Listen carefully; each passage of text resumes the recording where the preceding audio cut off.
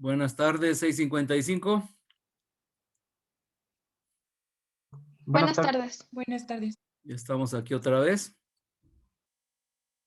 Sigo admitiendo. Ya hay 10 de ustedes.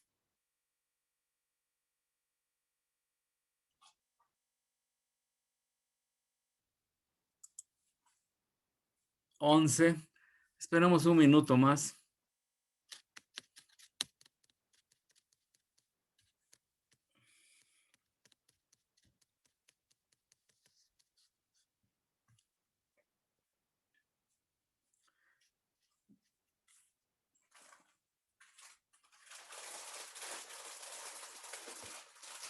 Bueno, estamos acabando ya la segunda semana de febrero. Quedan otras 2 más y 4 de abril. ¿Han checado el horario? Digo, el calendario. Ya quedan pocas clases, ¿eh? Creo que ya les comenté a ustedes, ¿no? Que ya son 6 semanas de clases, porque las 2 semanas de abril, la penúltima la uso para hacer exámenes y promediar el tercer periodo, y la última semana es para promediar ya el año y ver quiénes se exentan. Por lo general, los últimos años con el 655, bueno, yo tenía otro grupo de área 2, el 653, pero ya ve que hace 1 o 2 años cambiaron, ¿no? Hay algunos grupos. Entonces, mis grupos de área 2 siempre la gran mayoría exenta. Se me van 2 o 3 a final exagerando y por lo general pasan en la primera vuelta, ¿no? Ya segundas vueltas creo que no he hecho de área 2. Espero que les vaya bien. Hasta ahorita nada más tengo 2 o 3 muchachos que están fallando, ¿no? Y no sé por qué. El curso está demasiado barco y ustedes lo están viendo. Pero bueno, siempre hay gente que no quiere trabajar, ¿no? A pesar de que uno dé facilidades, uno ya no puede hacer más, ¿no? Bueno, ahora sí, tengo el libro, el Tipens, donde debo de. Les pensaba pasar un video más, pero no. Vámonos a teoría. Hoy vamos a ver flujo de fluidos, fluidos en movimiento, que es importante que ustedes conozcan. Evidentemente, la sangre circula en el cuerpo humano y la física de ese movimiento, pues es lo que vamos a ver, ¿no? Entonces, vámonos a compartir pantalla. Ya tengo aquí el Tipens listo. Lo están viendo, ¿verdad? No me digan que no, por favor. ¿Están viendo flujo de fluidos? ¿Sí lo están viendo? Sí. Bueno, ok. Entonces, ¿qué es un flujo de fluidos? Vamos a usar la plumilla del Zoom. A ver, la plumilla, aquí está.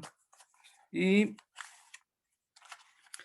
antes de empezar a leer, voy a dibujar aquí en esta parte de la izquierda. Si tengo un cigarro prendido, ustedes han visto que el humo primero sale muy bonito y luego se empieza a elevar y se empieza a hacer remolinos, ¿verdad?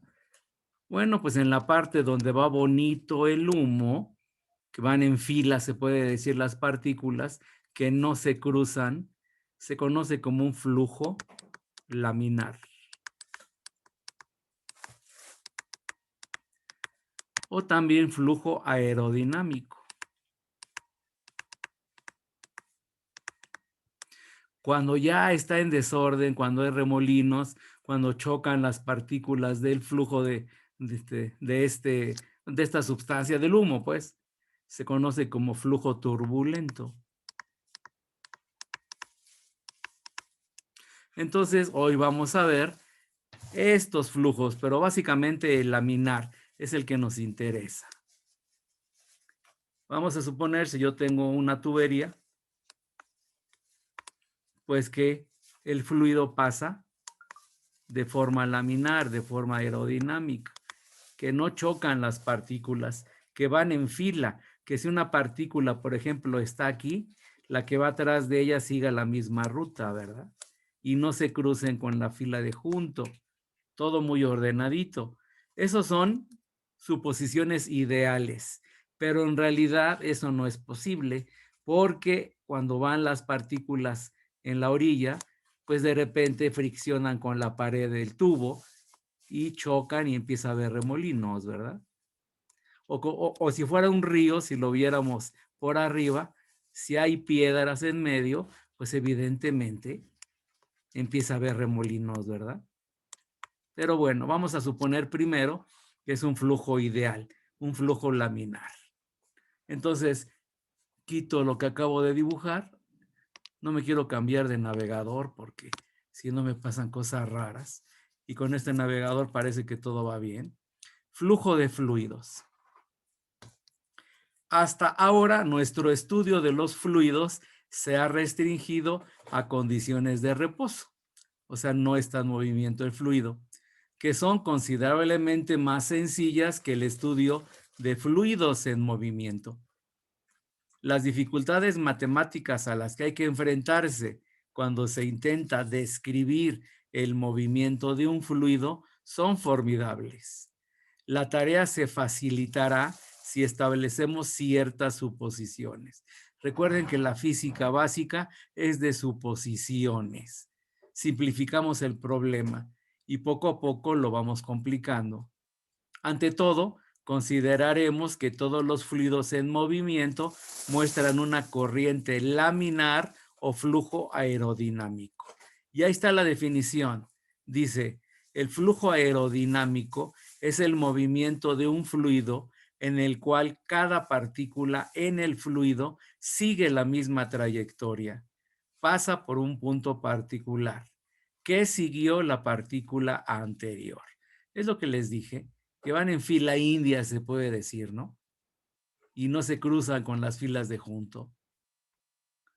En la figura 15-12, ahí está, la figura abajo, muestra las líneas de corriente de flujo de aire que pasan por dos obstáculos estacionarios.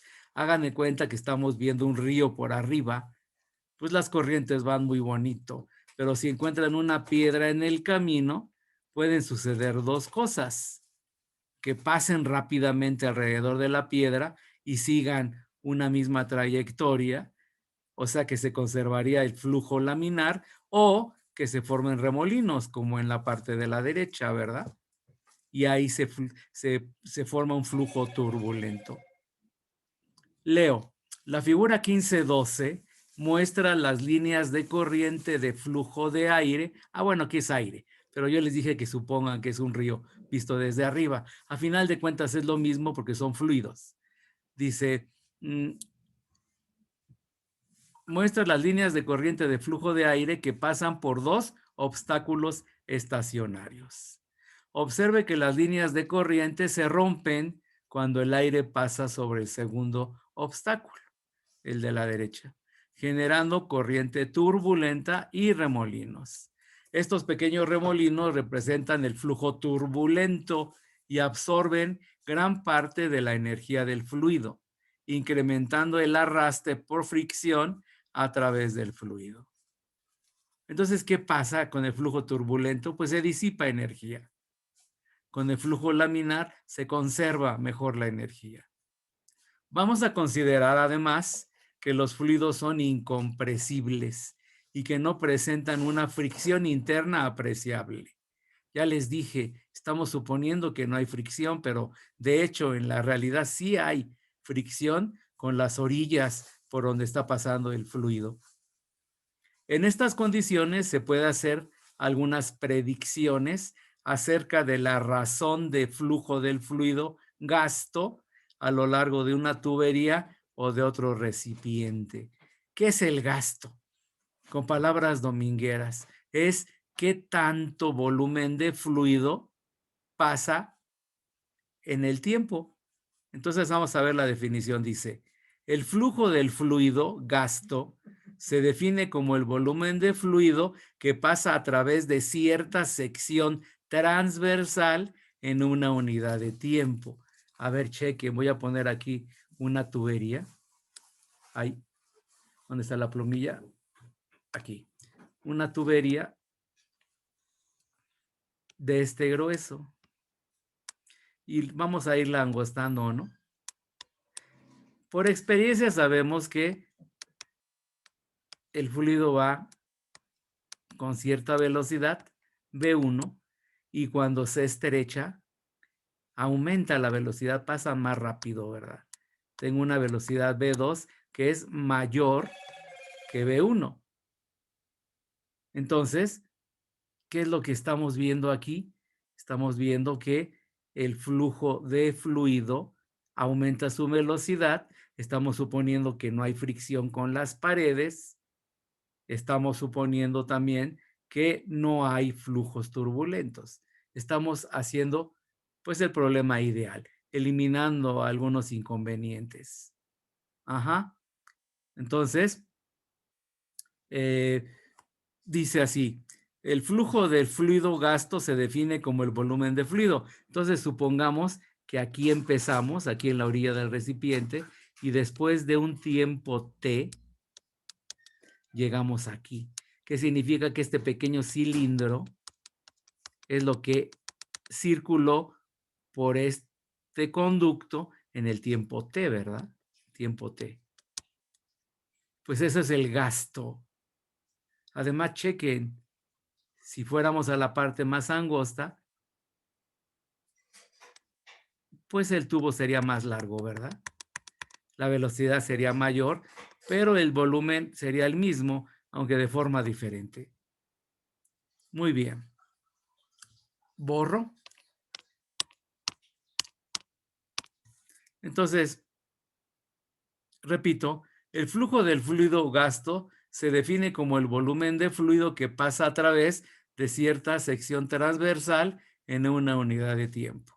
Y aquí tenemos el dibujo, pero con un tubo de radio constante. No cambia el grueso del tubo. Chequen, aquí tengo el área. A ver, déjenme la plumilla. Aquí tengo el área del tubo, que es la misma aquí. Si tiene una velocidad y pasa un tiempo, supongamos que la velocidad es constante. Entonces, si es constante la velocidad, pues me funciona esta fórmula. Velocidad igual a distancia entre tiempo. Si el tiempo pasa multiplicando, me queda que velocidad por tiempo es la distancia recorrida. Entonces, esta distancia que recorrió en un tiempo t es velocidad por tiempo, que es la misma que esta, evidentemente. Y estamos formando un cilindro. Ese cilindro tiene un volumen, ¿verdad? Que es el área de la tapa por la distancia que recorrió, que es B por T. Entonces, el volumen es igual al área por B por T. Y ese es el gasto a final de cuentas. ¿Estamos de acuerdo? Entonces, borro lo que acabo de pintar. Deshabilito la plumilla. Entonces, para expresar esta razón en forma cuantitativa, consideraremos el caso de un líquido que fluye a lo largo de una tubería, como se ilustra en la figura de arriba, con una velocidad media V en un espacio de tiempo T. Cada partícula de la corriente se mueve a través de una distancia B por T. El volumen V mayúscula que fluye a través de la sección transversal A está dado por, pues esto ya lo habíamos deducido, ¿verdad? Volumen igual al área de la tapa por la velocidad del fluido por el tiempo que transcurre. Por lo tanto, el gasto, que es el volumen por unidad de tiempo, se puede calcular. Entonces, chequen, pongo la plumilla de nuevo. El gasto se bautiza como R. No sé por qué, pero le pusieron R, que se define como el volumen que pasa en cierto tiempo. Pero el volumen ya vimos que es el área de la tapa por la velocidad del fluido por el tiempo. Entre el tiempo, y se me van los tiempos, y el gasto simplemente es el área por la velocidad. Y aquí está. El gasto es la velocidad por el área, nada más le cambiaron el orden, ¿verdad? Entonces, a final de cuentas, el gasto de un fluido que va con velocidad constante es la velocidad del fluido por el área por donde está pasando. Limpio de nuevo la pantalla, deshabilito la plumilla y vámonos para abajo. Las unidades de R, el gasto, expresan la relación de una unidad de volumen entre una unidad de tiempo. Pues el volumen se mide en metros cúbicos y el tiempo en segundos. Entonces, las unidades que vamos a manejar nosotros están aquí abajito, metros cúbicos entre segundo, aunque aquí ponen por segundo. Si el fluido es incompresible y no tomamos en cuenta los efectos de la fricción interna, el gasto R mayúscula permanecerá constante. Esto significa que una variación en la sección transversal en la tubería, como se muestra en la siguiente figura, da por resultado un cambio en la rapidez del líquido, de tal modo que el producto B por A permanece constante. Explico esto. A ver, aquí sobre la misma pantalla, no quiero salirme de este navegador, lo repito. Voy a explicar ahora a mi manera. Está ya el dibujo, de hecho. Entonces, repito el dibujo que puse hace rato. Tengo un área 1 y este tubo empieza así, pero se empieza a hacer más delgado. Y además empieza a bajar. Eso ya lo veremos también en qué influye, que empiece a bajar. Y termina aquí con un área 2. La tapita tiene un área 2, la final. Ahora, por experiencia, hace rato lo dije, si aquí en esta parte tiene una velocidad 1, mientras se va adelgazando la tubería, supongamos que sigue un flujo laminar, pues aumenta la velocidad V2 y es mayor que V1.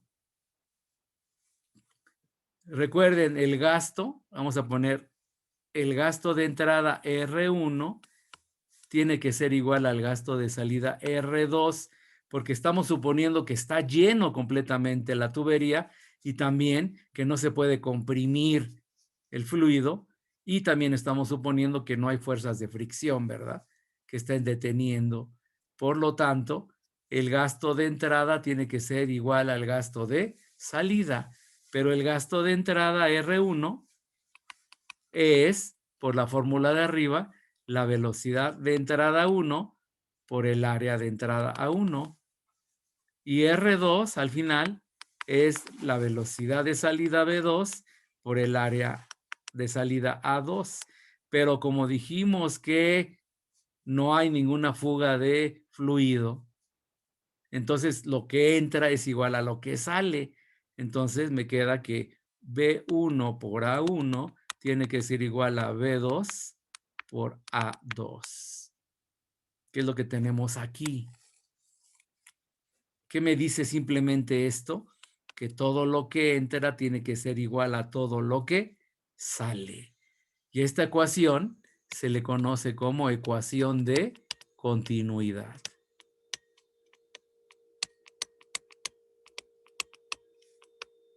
No hay fuga, pues, de fluido.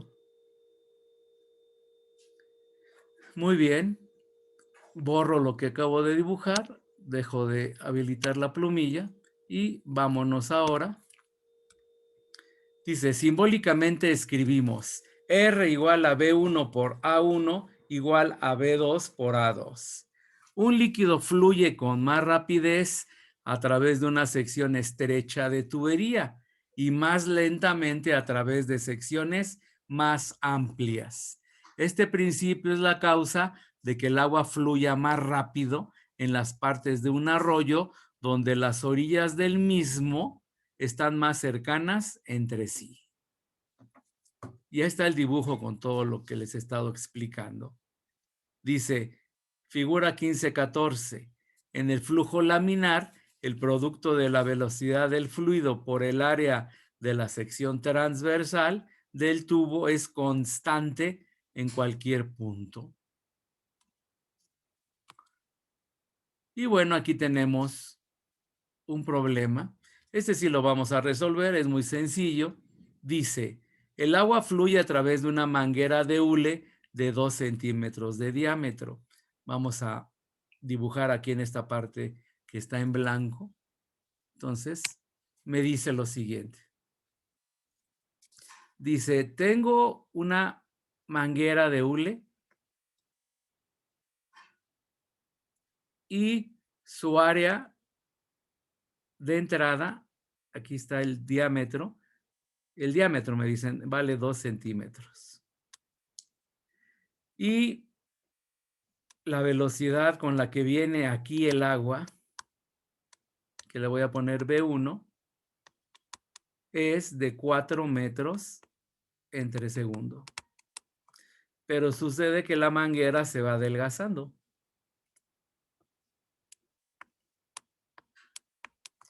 Y me dice que el chorrito de salida sale con una velocidad B2 de 20 metros entre segundo.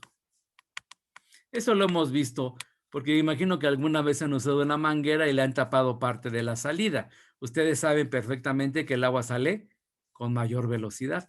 Para que llegue más lejos, hacemos eso.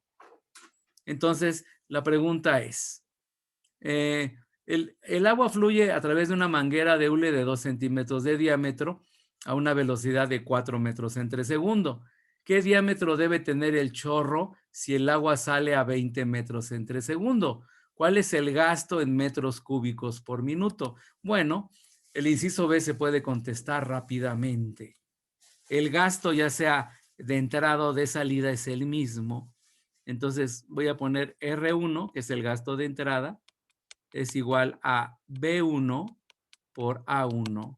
Eso sí los tengo, los datos. La velocidad 1, ¿qué es? La velocidad 1 es 4 metros entre segundo. Y el área 1, bueno, pues hay que hacer operaciones aquí del lado izquierdo. Si el diámetro es de 2 centímetros y esto es 0.02 metros, a mí lo que me importa es el radio. El radio es la mitad, 0.01 metros. Y el área entonces es pi por radio al cuadrado. Esa fórmula todo el mundo la conoce. Y el área 1 entonces es pi por 0.01 por 0.01 es 0.0001 metros cuadrados. ¿Y cuánto me da eso? Vamos a tomar pi como 3.14 a secas nada más. Entonces me queda, a ver mi calculadora, tengo 3.14 por 0.0001 y me queda 0.00314 metros cuadrados. Por lo tanto, el gasto 1, vámonos del lado derecho, es 4 metros entre segundo por 0.00314 metros cuadrados y el gasto me queda 0.000314 por 4 y el gasto es 0.001256 metros cúbicos, porque chequen, es metro por metro cuadrado, es metros cúbicos entre segundo. Y ese es el gasto, ya sea de entrada o de salida. ¿Estamos de acuerdo? Ahora, ¿cuál es la otra? ¿Qué diámetro debe tener el chorro si el agua sale a 20 metros entre segundo? Bueno, pues vámonos aquí abajo. ¿Qué es lo que yo tengo? Tengo que R2 es igual a B2 por A2. Entonces, despejo el área, me queda, bueno, área 2 igual a R2 entre B2. Entonces, primero voy a calcular cuánto vale el área. Y de ahí tengo que sacar cuánto vale el radio y de ahí el diámetro, ¿verdad? R2 ya sabemos es el mismo que R1 y tengo 0.001256 metros cúbicos entre segundo, entre la velocidad que sí la conozco, que es 20 metros entre segundo. Y vamos a dividir entonces. Me queda 0.001256 entre 20. Y eso me queda 0.0040628.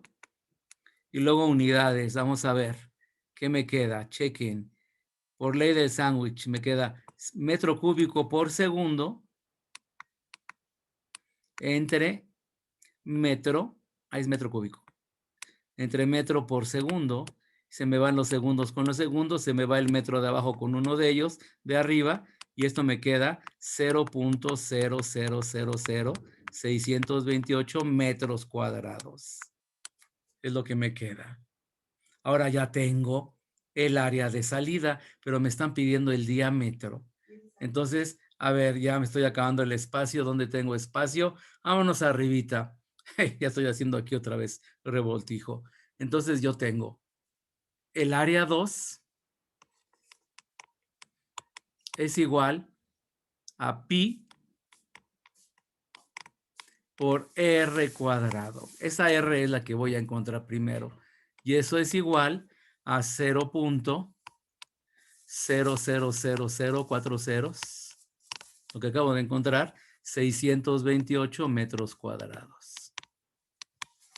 Entonces, despejando me queda que R es igual a 0.0000628 metros cuadrados entre 3.14, que es pi, y le saco raíz cuadrada porque lo que tengo es r cuadrada, yo quiero r, y ahora sí, voy a encontrar lo que vale r.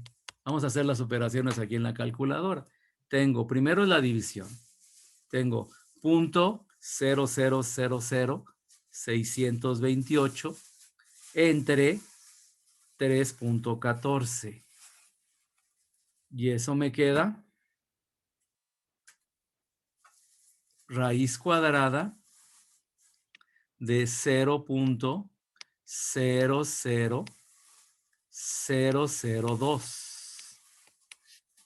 Y eso sería metros cuadrados. Cuando saque raíz me quedan metros. R es igual a la raíz de ese número. Entonces vamos a ver. Vamos a girar mi calculadora. Y me queda raíz cuadrada de 0.00002. Y eso me queda. R es igual a 0.00044. Ya no voy a poner más decimales. Metros. Por lo tanto, el diámetro, que es el doble, sería 0.0088 metros. Y esto en centímetros, porque me dieron el diámetro inicial en centímetros, es 1, 2, 3, sería recorrer dos lugares, 0.88 centímetros. Y eso es el diámetro de la manguera en la salida. Ahora vamos a ver el libro. Ya voy a borrar esto. Ahí me da 0.88 centímetros. A ver. Borro. Vamos a ver qué es lo que hicieron aquí. Usaron otras fórmulas, pero ahí está. A ellos les da 0.89. Bueno, eso es por los decimales seguramente. Pero dense cuenta que sí encontramos el resultado muy cercano. Y ahí está el gasto, ¿verdad? No recuerdo cuánto era el gasto. Ustedes lo apuntaron tal vez. Y comparen, ¿no? que el gasto es el mismo, ya sea de entrada que el de salida. Nada más que aquí lo pusieron en minutos. ¿Quién sabe por qué lo pusieron en minutos? Arribita está en segundos. 1.26 por 10 a la menos 23. Esto si lo pongo sin notación científica, esto es 1.26, se recorre el punto decimal 3 lugares, entonces sería punto 00126 metros cúbicos entre segundo. No recuerdo cuánto sacamos hace rato. Ustedes lo deben de haber apuntado. ¿Se parece este número al que sacamos hace rato, jóvenes? Díganme, por favor. Ey, Es el mismo.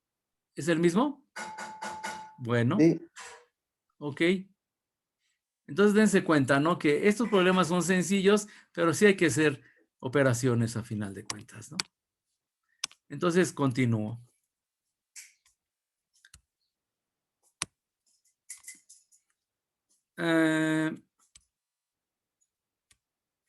Presión y velocidad, dice. Hemos observado que la velocidad de un fluido aumenta cuando fluye a través de un angostamiento, eso ya lo vimos. Un incremento en la velocidad únicamente se puede deber a la presencia de una fuerza de aceleración. Para acelerar un líquido que entra al angostamiento, la fuerza de empuje proveniente de la sección transversal amplia debe ser mayor que la fuerza de resistencia del angostamiento. Explico de nuevo, pinto con la plumilla. ¿Qué me está diciendo? Si yo tengo un tubo ancho y se va adelgazando, pues ya sabemos que la velocidad aumenta. Aquí es más rápida la velocidad. Pero ¿qué significa eso?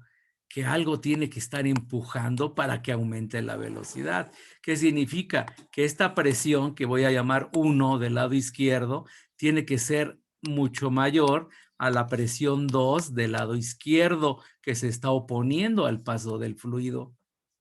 Entonces me dice que mientras más aumenta la velocidad del fluido, eso significa que hay más presión que está empujando al fluido para que éste se mueva más.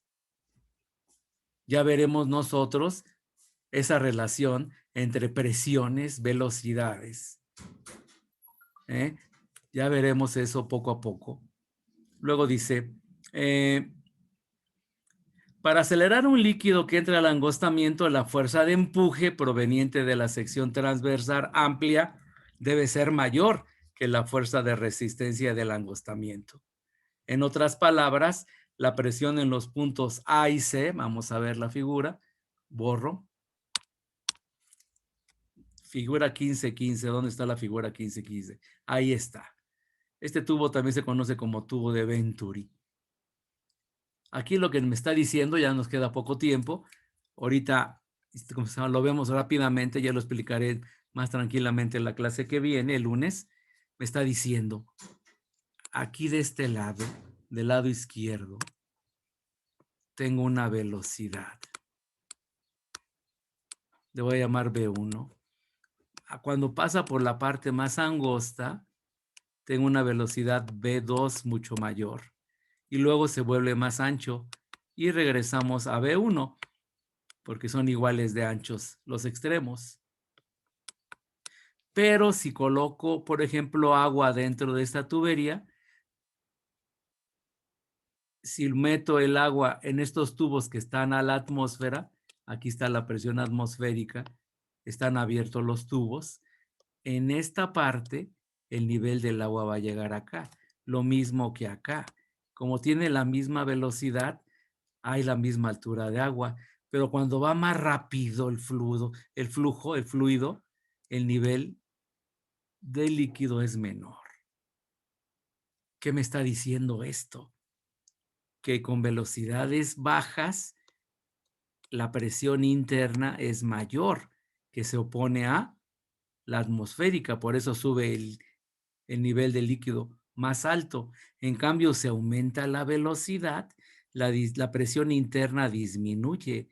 Por eso es que la presión atmosférica empuja más y es más pequeña la altura del líquido.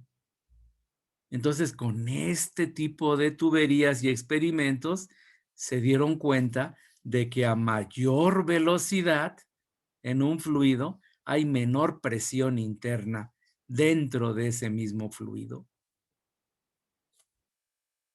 Borro. Me regreso. Dice, en otras palabras, la presión en los puntos A y C en la figura 15-15. Bueno, A y C son los extremos, ¿no? Y B es la parte del medio. La presión en los puntos A y C en la figura 15-15 debe ser mayor que la presión en B.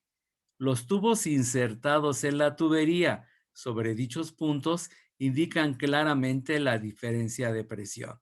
Pues ya les dije, ¿no? Que se ven alturas diferentes. El nivel del fluido en el tubo situado sobre la parte angosta es más bajo que el nivel de las áreas adyacentes. Si H es la diferencia de altura, la diferencia de presión está dada, aquí está H, se me olvidó señalarlo ahorita. Aquí tengo la altura de estos dos tubos y aquí tengo la altura del tubo de en medio, pues hay una diferencia. Y aquí le llaman H en este dibujo. Entonces, ¿qué me dice? Me dice, si H es la diferencia de altura, la diferencia de presión está dada por la presión en A, que es la presión de la izquierda, menos la presión en B, es igual a ρ por G por H. Y esa fórmula ya la conocíamos, que es la presión hidrostática. Esto es cierto si se supone que la tubería está en posición horizontal y que no se producen cambios de presión debido al cambio de energía potencial. Y lo que vamos a ver la clase que viene es precisamente esto, que es el tubo de Venturi.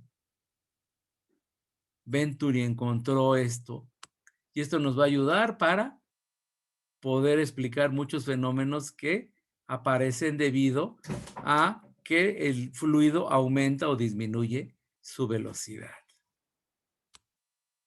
De aquí viene todo esto, pero ya nos quedan 2 minutos de Zoom. Ya no tenemos tiempo. En fin, dejo de compartir. Jóvenes, la tarea es para hoy, por favor. Recuerden, nada más son apuntes y resúmenes de videos. Y entonces seguimos con principio de Venturi el próximo lunes. ¿Estamos de acuerdo? ¿Alguna duda, jóvenes? ¿Pregunta? ¿No? Bueno, jóvenes, entonces, estamos en contacto. Hasta el lunes. Hasta luego. Nos vemos. Hasta luego. Hasta luego.